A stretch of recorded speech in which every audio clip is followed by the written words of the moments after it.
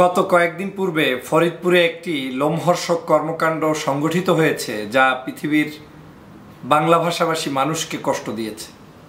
আপনারা জানেন যে বাংলাদেশের দুজন মুসলমান শ্রমিককে হত্যা করা হয়েছে পিটিয়ে পিটিয়ে 7 ঘন্টা পর্যন্ত। আজ অল্প কয়েকদিনের ব্যবধানে প্রমাণ হয়েছে যে এই শ্রমিক দুই ভাইটি মন্দিরে আগুন লাগায়নি, কে লাগিয়েছে তার কোনো তদন্ত তারা বের করতে পারেনি, বরং এই ভাই দুইটিকে যারা হত্যা করেছে পিটিয়ে পিটিয়ে তাদের নাম এখন তদন্তে চলে এসেছে। শত মানুষকে তারা অভিযোগ করছেন যে এই ব্যক্তিটিকে দুজনকে হত্যার জন্য চেয়ারম্যান মেম্বার সহ তারা আজকের দায়ী, যেটা এখন ফরিদপুরের ডিসি সাহেব সংবাদ সম্মেলন করে ইতিমধ্যেই তাদের তদন্ত প্রতিবেদন প্রকাশ করেছে। দেখেন, আজ এই যে দুটি মায়ের কোলের সন্তান আজ ঝরে গিয়েছে, এরা আর কোনোদিন মায়ের কোলে ফেরত আসবে না।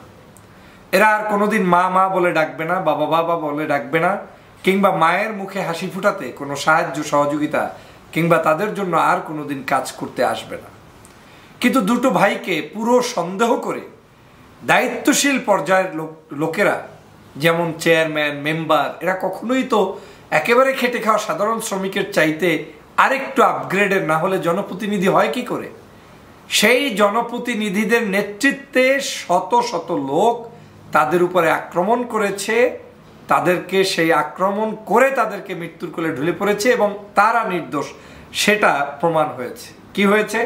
ফরিদপুরের সেই ঘটনায় শ্রমিকরা আগুন দেননি।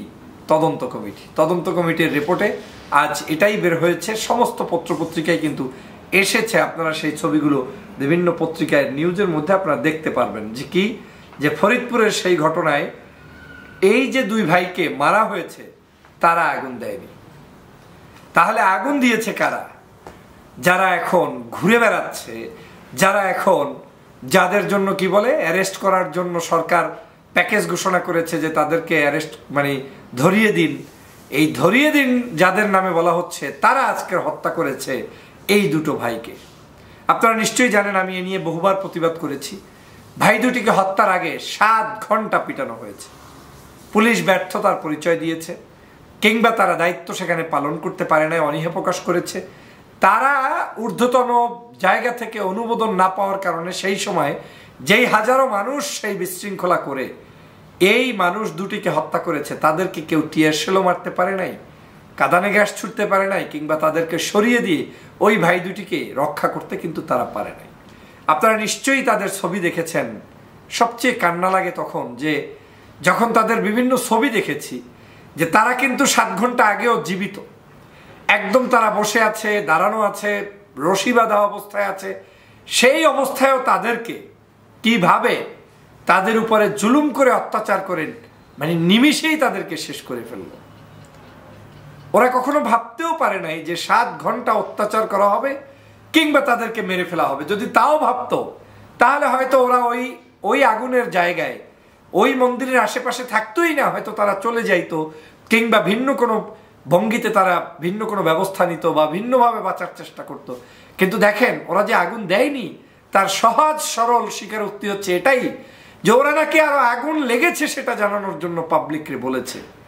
ওরা নাকি আগুন নিভাতে চেয়েছে, অথচ আগুন লাগানোর দায়ে দিয়ে এই নিষ্পাপ নিষ্প্রাণ দুটি মানুষকে হত্যা করা হয়েছে। এবং তার মধ্যে একজন অর্ধ হাফেজ, 15 পারার কোরআনের হাফেজ, সেই হাফেজ ভাইটি আজকে শেষ হয়ে গিয়েছে।